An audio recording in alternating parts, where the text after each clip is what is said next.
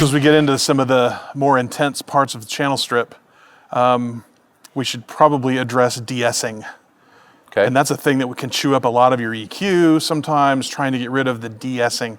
De-essing, kind of weird, like everybody thinks it's how do we get rid of the peculiar little s on people's voice, you know, especially maybe when they're pushing real hard. Yeah. You hear it in a lot of pastor microphones when you've got a headset mic up, and there's just a lot of this weird S thing.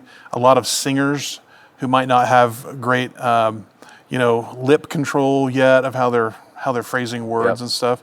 So a de-esser can be really, really, really cool. Because you don't want to just hack away at the EQ because you might then need you're it. killing the body of the tonality So and the things that aren't S or sibilant related. Right. So we get a de-esser that is designed to help us just get that S thing out of there. So let's kind of show how that works simply. This is actually one of the simpler ways to adjust a microphone. I mean, this is as simple as doing EQ. Yep. So let's just talk through how this works here. So it's very similar to a compressor. I mean, it really is a compressor. It's a dynamic tool. So we've got the same functions that we see on everything else. We've got threshold and ratio. The difference is the de-esser frequency, right? We're actually only compressing a certain part of the spectrum of the signal. So de-essing, it's really made to take out S's. But if it was wideband, I mean, you could put this anywhere, but most de-essers are limited to the upper end where transients actually happen. That's why they're called de-essers.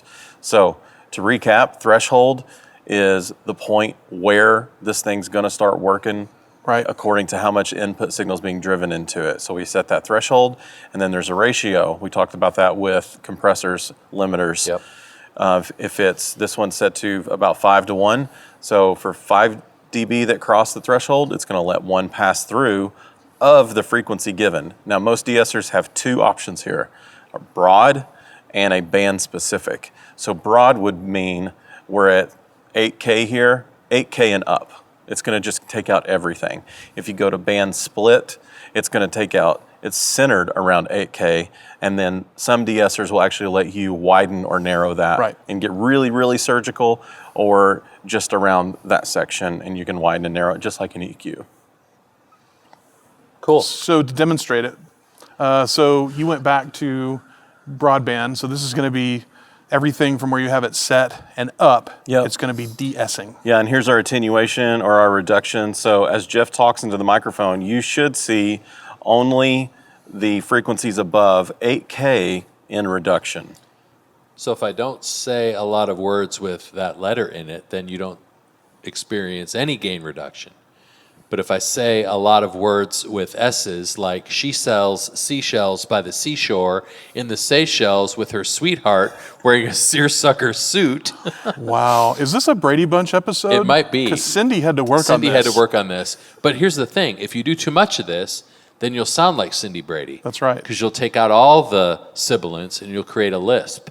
So let's see if we can do so much gain reduction that it doesn't even sound natural. And I'm going to lower this down to 2K and just murder it here with the ratio. So we can just take it so that it's so much that you don't even have any body. Now left it's in the basically sound. a high band compressor at this point. So you have to be careful that you're not doing too much, that you don't want it to create a lisp in your speaker mic, because then it just sounds unnatural. Right.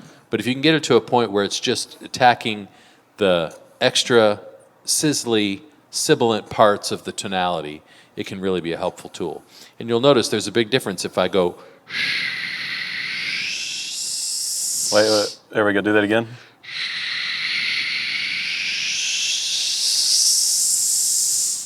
There we go. So the difference in the sh, j, j sounds versus the s, real thin S's.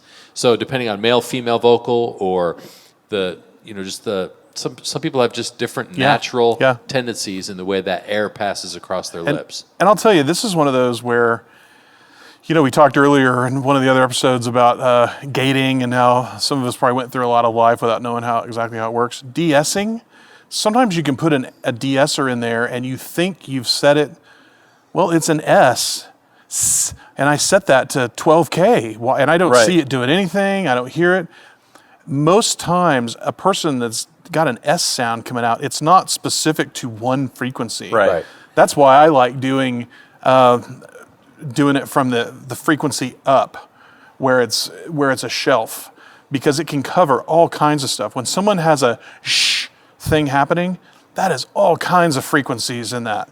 So sometimes I'll go to where the lowest part of that shh is happening and de-ess everything above it, and then I start really hearing it work. And you'll be amazed at how low that is. Yeah. Sometimes you're down at like 3.5K and it's really working great, but that's where you've got to figure out how to really get in there and make it fast, so you're dissecting that shh sound versus ruining the tonality. Yeah, you can do a big shelf like that with maybe a higher threshold, so it's not squashing it so much, just but you get kind of a leveling of all that that's really pleasing. But it's usually happening lower than you think it is. Yeah.